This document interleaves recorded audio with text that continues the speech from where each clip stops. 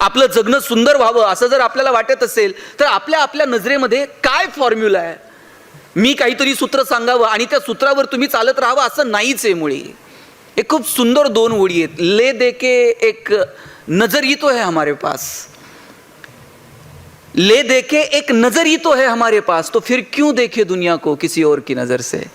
का आपण कोणाच्या तरी नजरेतनं जगाकडे बघायचं? आपल्याकडे एक नजर तर दिलेली आहे भगवंतानं. आपल्या नजरेतनं थोडंसं जगाकडे बघूयात. आपण सगळे एकमेकांपेक्षा वेगळे आहोत, ते आपल्यातलं वेगळे पण शोधूयात. आणि माझा दावा आहे, इथं बसलेले जे पॅरेंट्स आहेत, माझा आपल्या सगळ्यांना दावा आहे, आपण जसं सांगू तसं येणारी पिढी वागणार नाही. आपण जसं वागू तसं येणारी पिढी वागणार आहे. सांगण्यातनं किती आदर्श निर्माण होतील मला माहीत नाही, पण आपल्याला आपल्या वागण्यातनंच आपले आदर्श निर्माण करावे लागतील. जगणं सुंदर करावं याच्यासाठी हे कॉस्मेटिक प्रोडक्ट्स आहे असं सांगून चालणार नाही, त्यानं नाहीच जगणं सुंदर होणार. पण आपल्या जगण्यातनं आपल्याला असे काही आदर्श निर्माण करावे लागतील की येणाऱ्या पिढीला हेवा वाटावा की अरे च्या, हे असलं जगावं लागतंय. हेवा वाटला पाहिजे आपल्या जगण्याचा, आपल्याकडे पाहून आपल्या जगण्याचा येणाऱ्या पिढीला हेवा वाटावा असं जगता आलं पाहिजे. मला वाटतं असे आदर्श आपल्या वागण्यातनं निर्माण करता येतील का? बापानं पोराला सांगायचं व्यसन करू नये, खूप चांगलं सूत्र आहे, व्यसन करू नये सांगितलं पाहिजे, पण तसं वागताही आलं पाहिजे. पोराला सांगायचं व्यसन करू नये आणि घरात असा सुविचार लिहून ठेवायचा व्यसन करू नये, आणि संध्याकाळी बापच पोराला सांगते जा जरा गॅसवर सिगरेट पेटून आण. पोरग असं येते जसं ऑलिम्पिकची ज्योत घेऊन आलाय. बाप कानातनं धूर काढतो, हे सगळ्या शाळेत सांगतं जादूगार बाप आहे, कानातनं धूर काढतो. तुम्ही काय पेरायचं ठरवलंय? तुम्ही जे पेरणार आहात ते उगवणार आहे. आणि म्हणून जगण्याचे कुठले सूत्र सांगण्यापेक्षा ते जगणं, आदर्शवत जगणं आपल्याला जगता येईल का? मी माझ्या वडिलांना विचारलं होतं जगणं कशानं सुंदर होतं. ते म्हटले असलं कोणतं कॉस्मेटिक प्रोडक्ट नाही जे तुमचं जगणं सुंदर करेल. अशा कोणत्या टॅबलेट्स बाजारामध्ये नाहीत की ज्यानं तुमचं जगणं सुंदर होऊन जाईल. म्हटलं मग जगणं कशानं सुंदर होईल? ते म्हटलं एक काम कर, वयाच्या 36-37 वर्षापर्यंत ज्या ज्या लोकांनी तुला मदत केली आहे ना त्याची तू एक यादी कर. मी एक 100-150 लोकांची यादी केली आणि वडिलांच्या हातात दिली. म्हटलं या लोकांनी मला आजपर्यंत माझ्या जगण्यात मदत केलेली आहे. ते म्हटले अरे वा, ती नावं तुला आठवतात ज्यांनी तुला मदत केली आहे? नाहीतर हल्ली मदत केलेली माणसं नंतर आठवत नाहीत. छान, म्हटले तुला ती नावं किमान आठवतात तरी. 100-150 लोकांची यादी दिली ज्यांनी मला आजपर्यंत मदत केली होती. मग त्यांनी मला सांगितलं की आता दुसरी यादी कर. म्हटलं ती कोणती? तू किती लोकांना मदत केली आहे त्याची एक यादी कर म्हटलं. आणि मी शोधून शोधून नावं आठवत होतो, मी किती लोकांना मदत करू शकलो. मला नावं आठवत नव्हती. मी 5-6 जणांची यादी केली. म्हटलं या लोकांना मी आजपर्यंत मदत केली आहे, 5-6 नावं माझ्याकडे आहेत. वडिलांनी सांगितलं जगणं सुंदर करण्याचा फॉर्म्युला सांगू? म्हटलं हो. म्हटले ज्या दिवशी तुझी दुसरी यादी पहिल्या यादीपेक्षा मोठी होईल ना त्या दिवशी जगणं आपोआप सुंदर होऊन जाईल. त्यासाठी तू वेगळे प्रयत्न करायची गरज नाही. इतरांचं जगणं सुंदर व्हावं, कुणासाठी तरी आपण धावून जावं, कुणाच्या तरी मदतीसाठी आपले पाय धावावेत, कुणाच्या तरी मदतीसाठी आपले हात सरसरावेत, कुणाचं तरी दुःख पाहून आपण व्याकुळ व्हावं, कुणाच्या तरी दुःखानं आपले डोळे पाणावेत. ते माणूस पण आपल्यामध्ये शिल्लक आहे का? आणि ते जर नसेल तर आपण यंत्रवत होत आहोत असं म्हणायला वाव आहे. आपण यंत्र नाही आहोत, आपण माणसं आहोत. आणि ते माणूस पण कुठपर्यंत जिवंत आहे माहित आहे? तोपर्यंत की जोपर्यंत आपल्याला कुणासाठी तरी धावावंसं वाटतं, कुणासाठी तरी मदत करावीशी वाटते. ती देण्याची दानत आपल्या हातामध्ये असली पाहिजे. आणि म्हणून सांगण्यातून आदर्श निर्माण करण्यापेक्षा आपल्याला आपल्या वागण्यातून आदर्श निर्माण करता येतील का, मला वाटतं याचा विचार करावा. मी एक छोटं उदाहरण सांगेल तुम्हाला. एक मुलगा होता, भारतातनं परदेशामध्ये गेला, त्याची सगळी फॅमिली तिथे शिफ्ट झाली. आणि तिथे शिफ्ट झाल्यानंतर तो जेव्हा स्कूलला जायला लागला, शाळेत गेल्यानंतर हा एकटाच काळा सावळा होता आणि बाकीची सगळी गोरी गुमटी पोरं होती. आणि ती सगळी मुलं त्याला चिडवायला लागली, ब्राऊन ब्राऊन म्हणून हाक मारायला लागली. याला वाईट वाटायचं की मी आलोय आणि ही सगळी गोरी गुमटी पोरं, यांच्यात एकटाच मी काळा सावळा आहे आणि ही मला ब्राऊन ब्राऊन म्हणून चिडवतात. त्यानं आईला सांगितलं मी शाळेतच जाणार नाही उद्यापासून, ही सगळी मुलं मला चिडवतात. आई म्हटली कशी चिडवतायत बघते मी, चल मी येते तुझ्यासोबत स्कूलला. त्या दिवशी आई त्याच्यासोबत शाळेत जाते.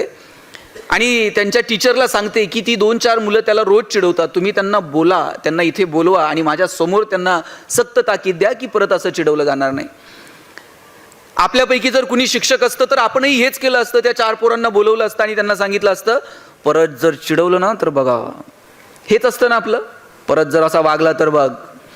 हे आपलं शेवटचं अस्त्र असतं. नंतर माझ्याशी गाठ आहे. पाहुणे आल्यानंतर तर आपल्याला कुठून स्फुरण येतं माहित नाही. पाहुण्यांच्या देखत आपण पोरांना इतकं रागवत असतो. अजिबात असलं करू नका. पाहुणे आले ना पोरांना रागवायचं नाही. ते कितीही बावळट असलं तर पाहुण्याच्या पुढं म्हणायचं आमचा दादा इतका हुशार आहे ना. दादा पाहुण्याच्याच पुढं पुस्तक घेऊन बसताय का नाही बघा. आणि तुम्ही पाहुण्याच्या पुढं म्हणून बघा दादा बावळट आहे, दादा बाहेर जात आहे, पाहुण्याच्या बुटात पाणी ओततंय, लेसला लेस बांधतंय, तुमची इज्जत घालवायची एकही संधी दादा सोडत नाही. कौतुक हे 4 चौघात करायचं असतं आणि चुका ह्या कानात सांगायच्या असतात. आईनं सांगितलं टीचरला त्या 4 जणांना बोलवा आणि माझ्या समोर सक्त ताकीद द्या.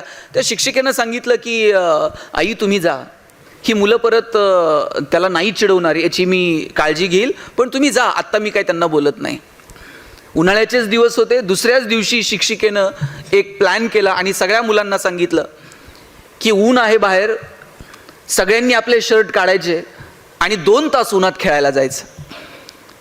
ही पहिलीच गंमत अशी. कधीच याच्या अगोदर शर्ट काढून बाहेर खेळायला जा असं मुलांना कुणी सांगितलेलं नव्हतं. पण त्या सगळ्या मुलांना शर्ट काढून उन्हात जाऊन खेळायला सांगितलं. 2 तास पोरं खेळली. 2 तासानंतर जेव्हा वर्गात आली त्यावेळेस सगळ्या मुलांच्या अंगाची लाही लाही झाली होती. ही गोरी गुमटी पोरं सगळी लाल लाल झाली होती आणि सगळे अस्वस्थ होते, चिडचिड करायला लागले. कुणाचे डोळे लाल, कुणाचे गाल लाल, कुणाची पाठ लाल. आणि कितीतरी मुलं चिडचिड करत मॅडमकडे गेले आणि म्हटलं तुम्ही काय आम्हाला शर्ट काढून खेळायला लावलंय, आमची पाठ लाल झाली, अंगाची लाई लाई होतीये. आणि त्यावेळेस हे काळं सावळं पोरग ते मात्र छान होतं, ते अजिबात अस्वस्थ नव्हतं. आणि त्यावेळेस मग मॅडमनी त्या सगळ्या मुलांना बसवलं आणि सांगितलं बाबांनो मला तुम्हाला हेच सांगायचं आहे, हा जो मुलगा आला आहे तो अशा प्रकारच्या प्रदेशातनं आलाय की जिथे ऊन जास्त असतं तुलनेने आपल्यापेक्षा. त्या उन्हातून त्यांनी वाचता यावं म्हणून त्याची त्वचा ही अशी आहे. भगवंतानं त्याला दिलेला हा रंग, त्याची ही त्वचा, ही त्याच्यासाठी वरदान आहे. त्याच्यासाठी हे वरदान आहे म्हटल्यानंतर ती सगळी गोरी गुमटी पोरं आश्चर्यचकित होऊन त्याच्याकडे पाहायला लागली.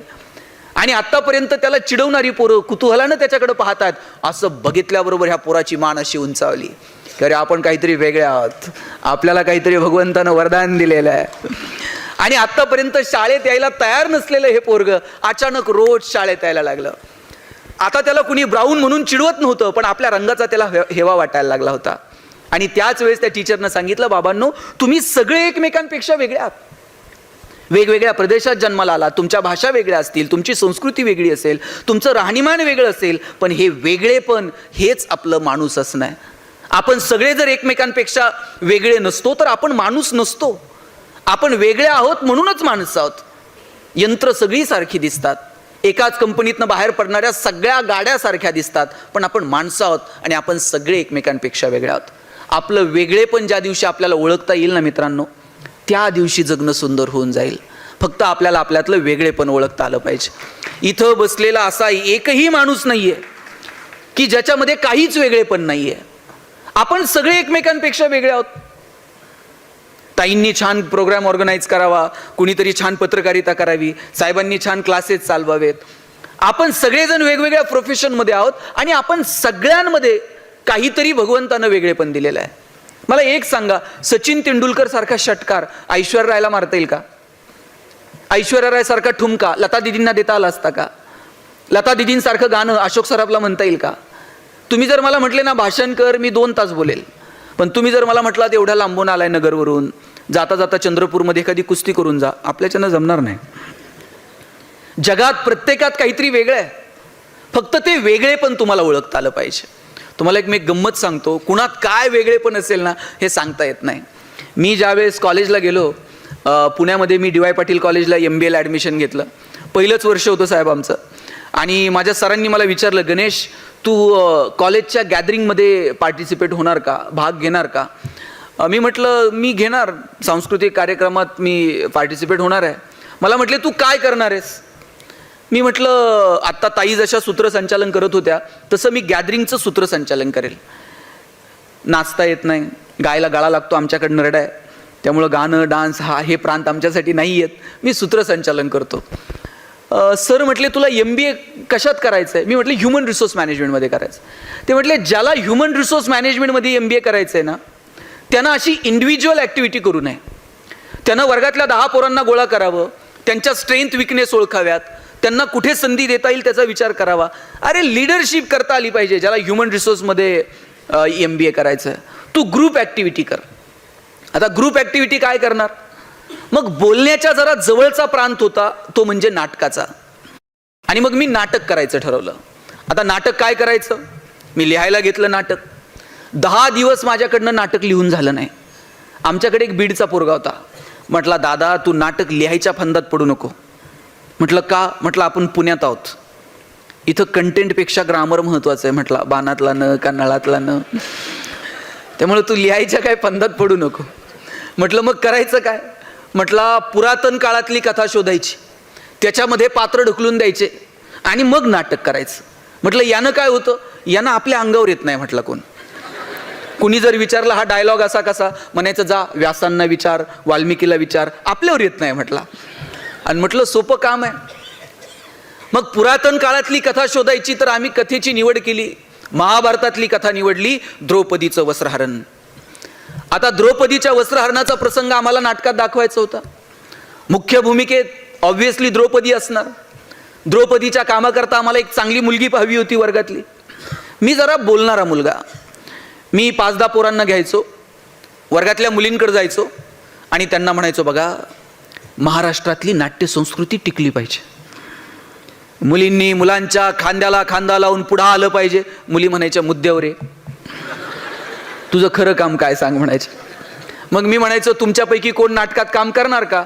एक 5-10 मुली हात वर करायच्या की आम्ही नाटकात काम करायला तयार आहोत. मुलींचा पुढचा प्रश्न असायचा रोल काय करायचा नाटकात. आता कुणी सांगायचं तिला तुला द्रौपदी व्हायचं आहे. मग ह्यानं त्याच्याकडे बघायचं, त्यानं ह्याच्याकडे बघायचं. हळूच एखादं पोरगं पुढे यायचं आणि म्हणायचं ताई बघा आता हे पांडवांपैकी एक पोरगी द्रौपदी, आणि हे म्हणते ताई तुला द्रौपदीची भूमिका करायची. सगळ्या मुली खाली हात घ्यायच्या. मुली म्हणायच्या द्रौपदीची भूमिका करायला हरकत नाही, पण कृष्ण जर वेळेवर आला नाही स्टेजवर तर मग काय करायचं म्हटलं.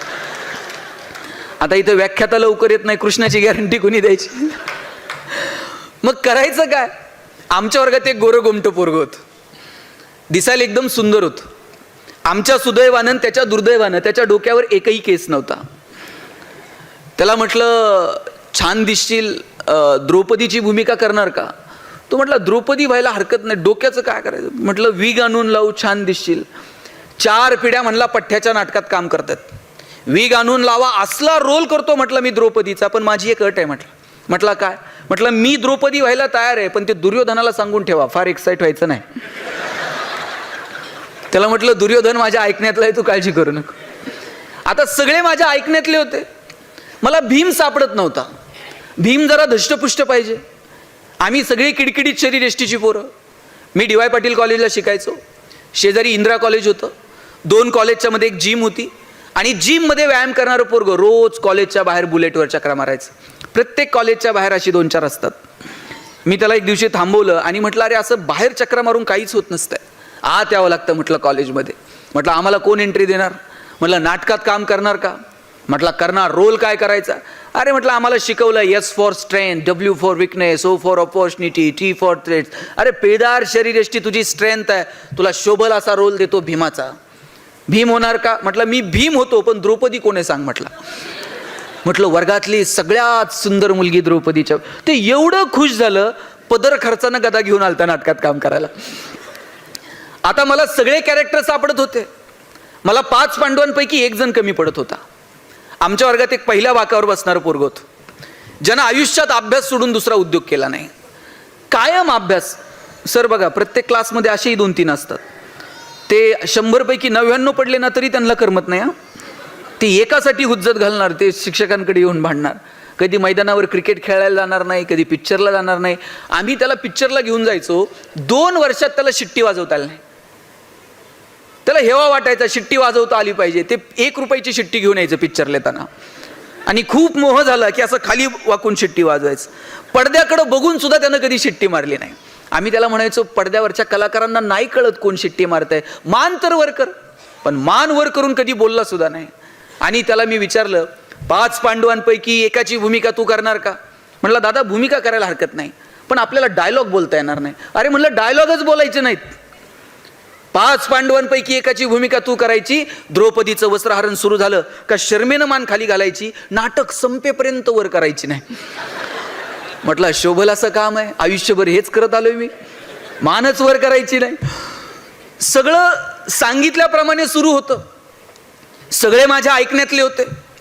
सगळ्यांना माहीत होतं द्रौपदीच्या भूमिकेत मुलगा मुलीचा रोल करतोय. पण दुर्दैवानं भीमाला माहीत नव्हतं की द्रौपदीच्या भूमिकेत मुलगा आहे. भीमाला वाटायचं एवढी सुंदर द्रौपदी, आणि दुर्योधन आणि दुःशासन त्या वस्त्रहरणाला पुढे निघाले का भीम त्यांच्या मागच गदा घेऊन. आम्ही दुर्योधनाला म्हणायचो तू पुढं हो, द्रौपदीच्या फक्त पदराला हात लाव, कृष्ण येतोय, प्रकरण मिटतंय. पण दुर्योधन दुःशासन त्या भीमाला बघून इतके घाबरलेले. दुर्योधन म्हणला ते इतिहासात काय झालं ते झालं, आता नाही म्हटला. तुम्ही भीमाला पकडा, त्याशिवाय आपण द्रौपदीच्या नादाला लागत नाही म्हटला. भीमाला म्हटलं लका गप, कृष्ण येईपर्यंत दम धर. भीम म्हटला, भीम असा माईक जवळ गेला, जोरात गदा फिरवली आणि म्हटला इतिहासात काय झालं ते झालं, आता नाही. जोपर्यंत हा पठ्ठ्या स्टेजवर आहे आणि आपल्या हातात गदा आहे तोपर्यंत द्रौपदीचं वस्त्रहरण होत नसतंय म्हटला. आता स्टेजच्या मागं कृष्ण घामाघूम झालेला. कृष्णाला म्हटलं तू तर स्टेजवर आहे, तू आल्यावर तर प्रकरण मिटतंय. कृष्ण म्हटला मागे काय झालं ते झालं. ते भीमाची गदा खरी असल्या कारणानं आणि आमचं सुदर्शन चक्र थर्माकॉलचं असल्या कारणानं म्हटला समोरासमोर काय लढाई होऊ शकत नाही. आता आमच्यामध्ये दुर्योधनाची तब्येत जरा बरी होती. आम्ही म्हटलं दुर्योधनाच्या मदतीनं भीमाला पकडू. साहेब आता आपण बघतो हल्ली कुणी कुणाची मदत घेता, आम्ही दुर्योधनाची घेतली म्हणून काय झालं.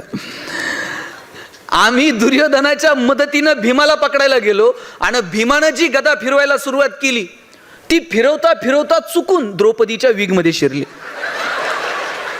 त्याला म्हटलं आता शिरली तर शिरू दे, उचलू नको. त्याला राहावे ना, त्यानं जी गदा उचलली, द्रौपदीचा विग एकीकडं, द्रौपदी एकीकडं. सगळं टक्कल दिसायला लागलं, सगळं सभागृह हसायला लागलं. मला तर इतकं वाईट वाटलं. म्हटलं पहिलं कॉलेज, पहिलं वर्ष, कॉलेजचं पहिलं गॅदरिंग, नाटकाचा कार्यक्रम झाला. आमच्या चौघांच्या माना शर्मेनं खाली गेल्या आणि आश्चर्य असं, आत्तापर्यंत ज्याची मान खाली होती त्यानं वर बघितलं. बरं त्यानं इकडं तिकडं बघायचं तर द्रौपदीकडे बघतंय. त्याला कळेनाच नाटकात काय चाललंय. त्याला सांगितलं होतं नाटकात एक शब्द बोलायचा नाही. ते माईक जवळ गेला आणि म्हटला द्रौपदी तू बालाजीला कधी गेलती म्हटला. त्या दिवसानंतर कॉलेजमध्ये ज्या ज्या वर्षी नाटक झालं त्या वर्षी हे पोरग लीड रोलला असायचं आणि आम्ही 2-4 जण ते सांगन तेवढंच बोलायचं, ते सांगन तेवढंच ऐकायचं. आपण सगळे एकमेकांपेक्षा वेगळे आहोत. किती दिवस माना खाली घालायच्या. कधीतरी अशी मान उंच करून आपण बघितलं पाहिजे की अरे आम्ही पण काहीतरी वेगळे आहोत. आपल्याला आपल्यातलं वेगळेपण सापडलं ना मग जगणं सुंदर होऊन जातं. आणि म्हणून माझी आपल्या सगळ्यांना विनंती आहे की पहिल्यांदा आपल्या आत डोकावून बघा की आपल्यामध्ये नेमकं काय वेगळेपण आहे. ज्या दिवशी तुम्हाला तुमच्यातलं वेगळेपण सापडलं त्या दिवशी धम्माल आहे बघा. अडचण काय माहितीये का, आपल्याला आपल्याकडं काय आहे यात इंटरेस्ट नाहीये, आपल्याकडं काय नाही याचं दुःख आहे. मी तर म्हणेल आपल्याकडं काय नाही याचंही दुःख कित्येकांना नाही, पण दुसऱ्याकडं काय आहे याचं इतकं दुःख आहे. म्हणजे आपलं सुखही आपलं नाही आणि आपलं दुःखही आपलं नाही. आपलं सुख आपलं दुःख हे इतरांच्या क्रिया प्रतिक्रियेवरती अवलंबून आहे.